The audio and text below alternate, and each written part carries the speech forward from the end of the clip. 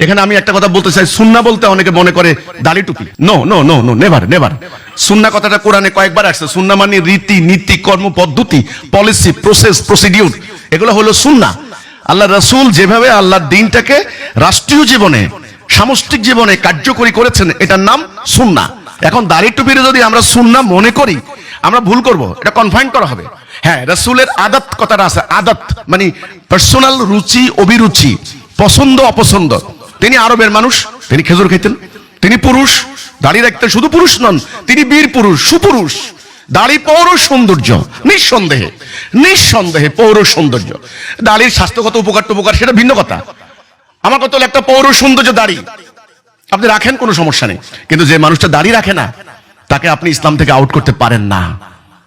এটা সুন্নাহর অন্তর্ভুক্ত হতে পারে না। সুন্নাহর অন্তর্ভুক্ত হচ্ছে রাসূলুল্লাহ কিভাবে এই বিধানটাকে কার্যকরী করে ওই মানব সমাজে বিরাজিত অন্যায়, অবিচার, অশান্তি দূর করে ন্যায়, সুবিচার, সাম্য প্রতিষ্ঠা করেছেন।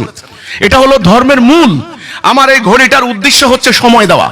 সময় যদি না দেয়, তাহলে এই ঘড়ি খোলস। কেন দিল না? কারণ ঘড়ির ভিতরে কোনো ব্যাটারি নাই। এই ফ্যানের উদ্দেশ্য হচ্ছে বাতাস দেওয়া। বাতাস না দিলে এই ফ্যান খোলস, কোনো মূল্য নেই। ধর্মের উদ্দেশ্য হচ্ছে ন্যায় বিচার, মানবতা, মানবাধিকার, সাম্য, rule of law, rule of justice. এটা হলো ধর্মের মূল। যেই সমাজে এই শান্তি, ন্যায় বিচার, প্রগতি নাই, ওইটা ধর্ম না, ওইটা ধর্মের নামে খোলস।